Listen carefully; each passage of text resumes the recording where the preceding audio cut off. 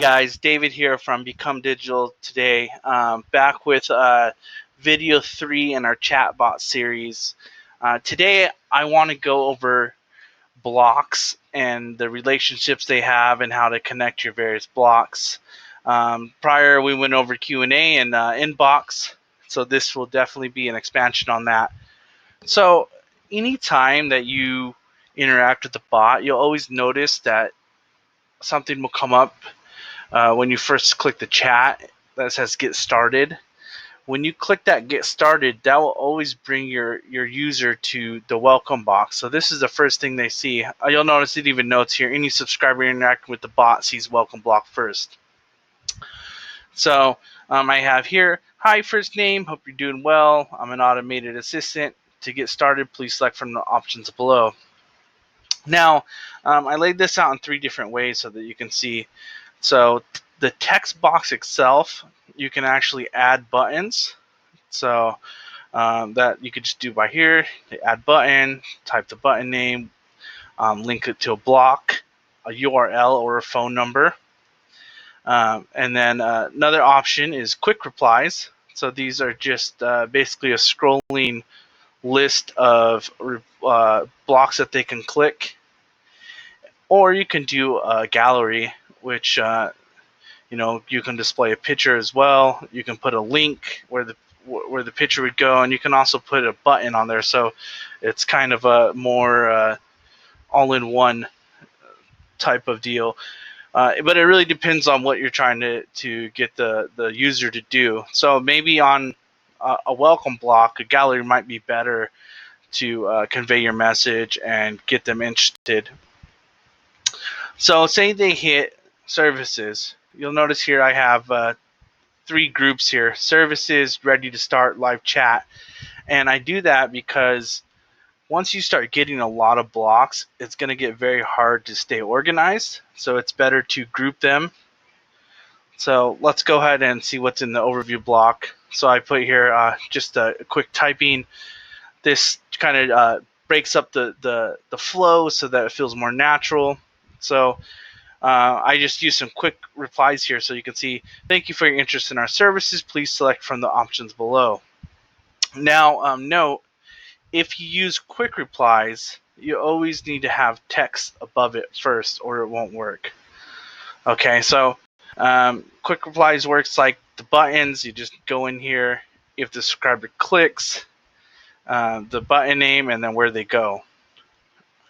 Okay, so say they click chatbots.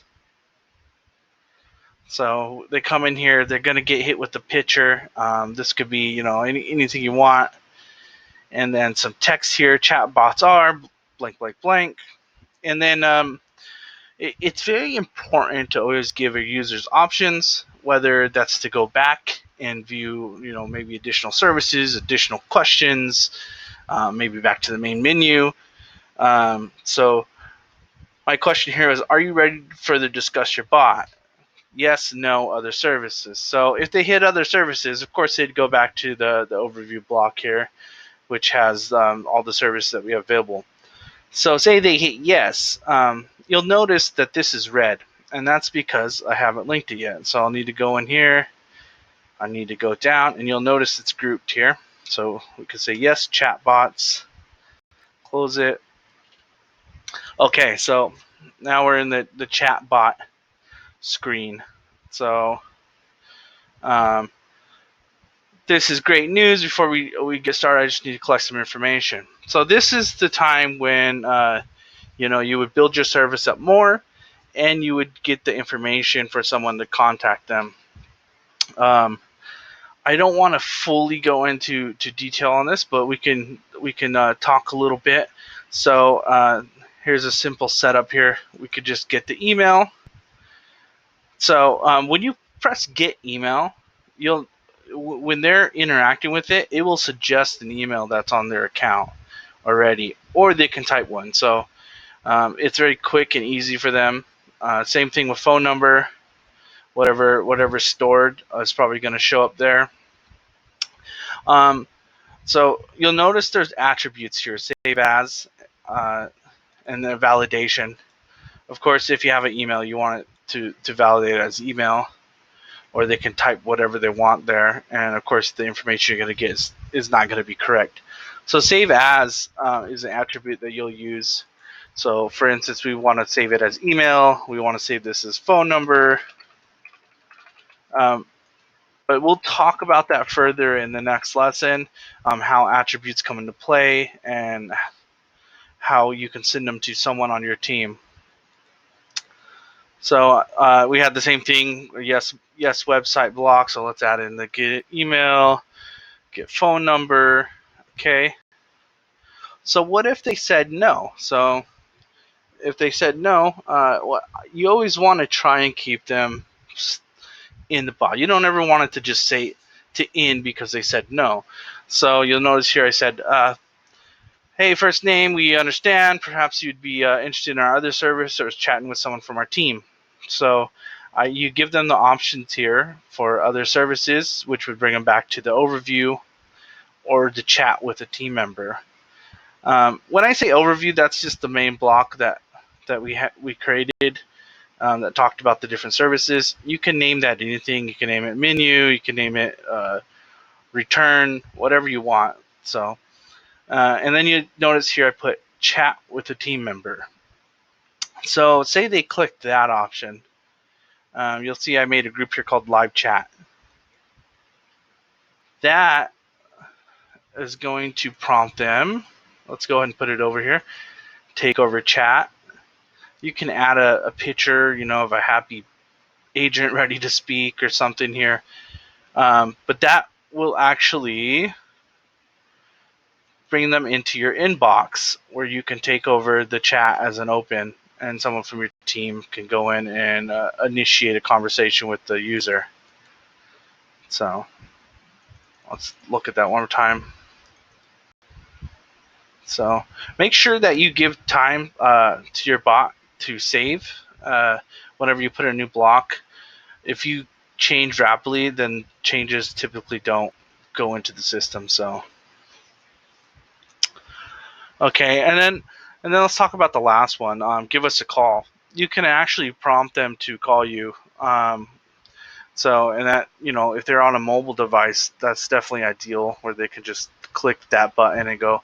But you can also send them to your website. So you have a landing page, or you want to send them to an FAQ page. So you'll see here there's 3 options: full, tall, compact, and that's just the way it's going to appear in the bot. Full is definitely going to bring them to the website. Tall is going to look lengthwise, and compact is going to be very scrunched up on the screen there. So now let's talk about default before we end the lesson for today.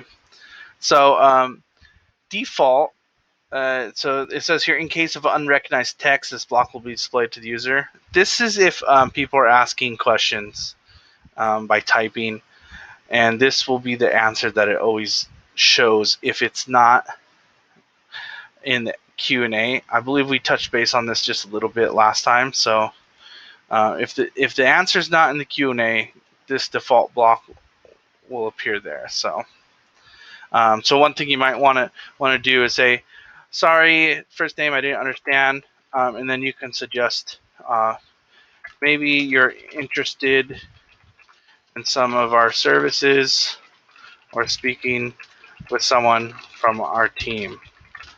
So then you can add the blocks here. So services. This will go to the overview, of course, and this one can go to the talk to team member, and we can put that on the human talk one. So that's all I wanted to discuss today. Stay tuned for our next video, where we'll get into more of how to capture information and use it with your team.